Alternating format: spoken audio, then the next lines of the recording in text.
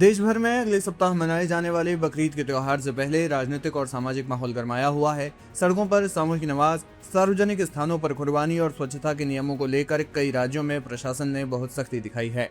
हालांकि इस प्रशासनिक सख्ती के पीछे सियासी मायने भी तलाशे जा रहे हैं। पश्चिम बंगाल के चुनावी नतीजों के बाद और उत्तर प्रदेश सहित अन्य राज्यों के आगामी राजनीतिक समीकरणों के बीच इस मुद्दे ने पूरी तरह से राजनीतिक रंग ले लिया है।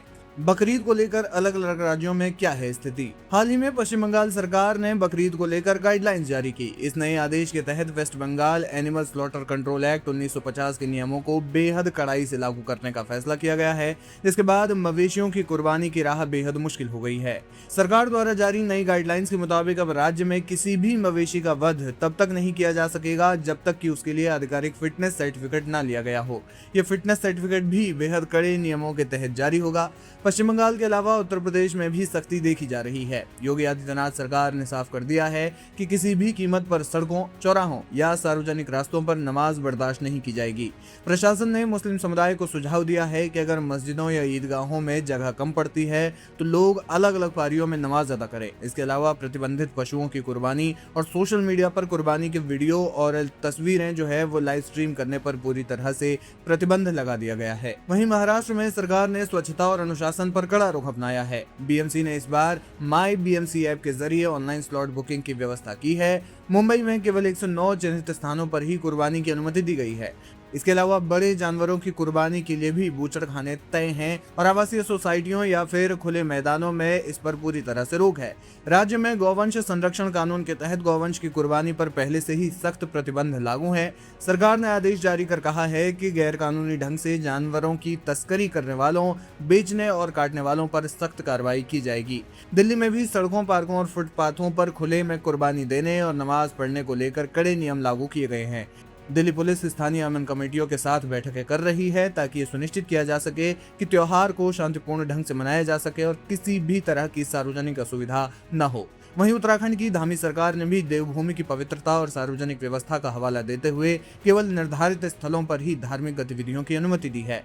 बकरीद से पहले राज्य सरकारों ने पुलिस को निर्देश दिया है कि गैरकानूनी ढंग से पशुओं की तस्करी करने वालों पर महाराष्ट्र में मकोका के तहत कड़ी कार्रवाई की जाए। फिलहाल इस मामले में सरकार और नागरिक संगठनों का तर्क है कि सड़कों पर नमाज से ट्रैफिक जाम होता है, आपातकालीन सेवाएं प्रभावित होती हैं, वहीं खुले में कुर्बानी से गंदगी फैलती है जिससे महामारियों का खतरा बढ़ता है और दूसरे समुदायों की भावनाएं भी आहत होती हैं।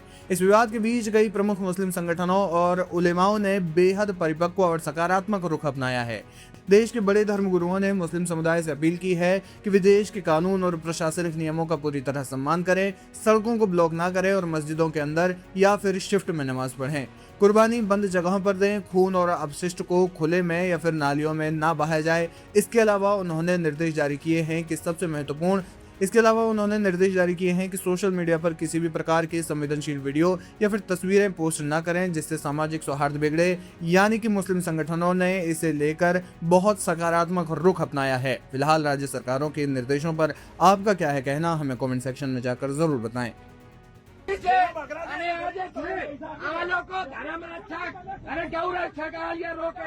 બધા મુસ્લિમ સમાજને વિનંતી કરું છું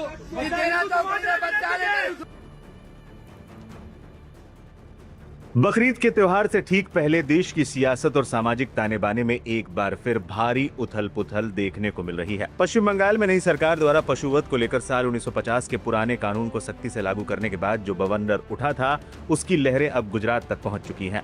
इस बीच गुजरात के बड़ोदरा से एक बेहद विवादित और तनावपूर्ण मामला सामने आया है, जहां एक हिंदूवादी दल से जुड़े कथित गौ रक्षकों ने बकरीद के लिए बकरियां ले जा रहे 5 ट्रकों को जबरन रोक लिया और ड्राइवरों के साथ मारपीट की। लेकिन इस पूरी घटना में सबसे बड़ा मोड़ तब आया जब इस भीड़ के सामने ऑल इंडिया मजलिसे इत्तेहादुल मुसलमीन यानी AIMIM के नेता डट कर खड़े हो गए। ये पूरा मामला 21 मई का बताया जा रहा है। जानकारी के मुताबिक बकरों से भरी ये 5 गाड़ियां राजस्थान से मुंबई की तरफ जा रही थी। इसी दौरान बड़ोदरा में बजरंग दल से जुड़े कथित गौरक्षकों ने इन ट्रकों को बीच रास्ते में ही रोक लिया। आरोप है कि उन्होंने कानून को हाथों में लेते हुए न सिर्फ ट्रकों को रोका बल्कि उनके ड्राइवरों और गाड़ियों में मौजूद अन्य लोगों के साथ मारपीट भी की। मौके पर हंगामा उस वक्त और ज्यादा बढ़ गया जब कथित गौरक्षक इन बकरों से भरे ट्रकों को जबरन एक स्थानीय गौशाला में ले जाने की कोशिश करने लगे। जैसे ही घटना की भनक बड़ोदरा जिले के AIMIM अध्यक्ष जुबैर पठान को लगी, वो तुरंत अपनी टीम के साथ मौके पर पहुंच गए। जुबैर पठान और उनके सहयोगियों ने बीच रास्ते में गाड़ियों को रुकवाया और ट्रकों को गौशाला ले जाने की कोशिश कर रहे लोगों का डट कर सामना किया। मौके पर दोनों पक्षों के बीच तीखी बहस हुई। इसके बाद घटना की सूचना पुलिस को दी गई। पुलिस ने स्थिति को संभालते हुए AIMIM नेताओं से एक औपचारिक शिकायत दर्ज कराने को कहा और आश्वासन दिया कि जांच के बाद कानूनी तौर पर ट्रकों को छोड़ दिया जाएगा।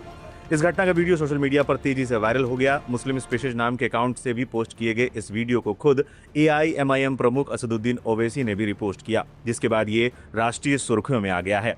मामले पर जुबैर पठान ने अपने सोशल मीडिया अकाउंट से भी जानकारी साझा करते हुए लिखा, कानून अपने हाथ में लेने की इजाजत किसी को नहीं दी जा सकती। अगर किसी को शक है तो उसका फैसला कानून और प्रशासन करेगा, न कि भीड़। AIMIM हमेशा मजलूमों, कमजोरों और इंसाफ की आवाज बनकर खड़ी रहेगी। उन्होंने प्रशासन से मांग की है कि इस पूरी मारपीट और गुंडागर्दी के खिलाफ सख्त कानूनी कार्रवाई की जाए।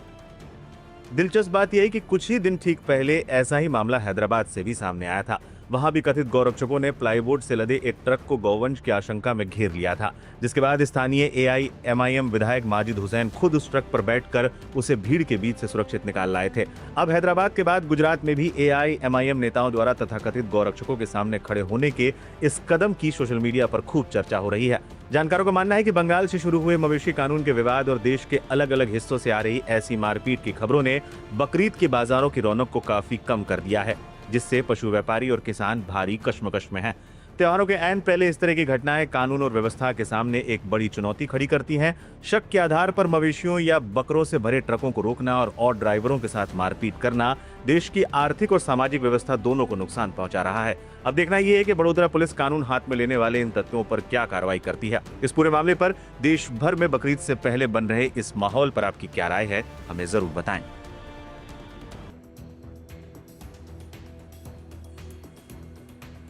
पश्चिम बंगाल में बकरीद से पहले कुर्बानी को लेकर बड़ा विवाद खड़ा हो चुका है। राज्य सरकार के नए नियमों पर मुस्लिम संगठनों और विपक्षी नेताओं ने सवाल उठाए हैं।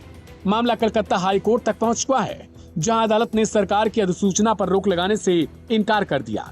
हालांकि कोर्ट ने सरकार को धार्मिक आयोजनों के लिए छूट देने वाली धारा पर विचार करने का निर्देश भी दिया है। अब सबकी नजर मुख्यमंत्री शुवेंदु अधिकारी के अगले फैसले पर टिकी है। आखिर पूरा मामला क्या है और बकरीद पर इसका क्या असर पड़ सकता है, देखिए ये रिपोर्ट। पश्चिम बंगाल में भारतीय जनता पार्टी की सरकार बनने के बाद कई प्रशासनिक फैसले चर्चा में रहे। अब बकरीद से पहले पशु वध से जुड़े नियमों पर जारी नई अधिसूचना ने राजनीतिक और धार्मिक बहस को तेज कर दिया है। दरअसल राज्य सरकार ने 13 मई को पशु वध नियंत्रण अधिनियम 1950 को सख्ती से लागू करने से जुड़ा आदेश जारी किया है। इस आदेश के मुताबिक किसी भी पशु वध के पहले सर्टिफिकेट लेना अनिवार्य होगा। सरकारी नियम के मुताबिक प्रमाण पत्र सिर्फ उन्हीं पशुओं के लिए जारी किया जाएगा जो या तो 14 साल से अधिक उम्र के हों या फिर बीमारी, चोट अथवा अन्य कारणों से अक्षम हो चुके हों। यहीं से विवाद शुरू होता है। मुस्लिम पक्षकारों और याचिकाकर्ताओं का कहना है कि इस्लामी मान्यताओं के मुताबिक कुर्बानी के लिए स्वस्थ जानवर का चयन किया जाता है। उनका तर्क है कि बीमार, घायल या अक्षम पशुओं की कुर्बानी धार्मिक मानकों के अनुरूप नहीं मानी जाती।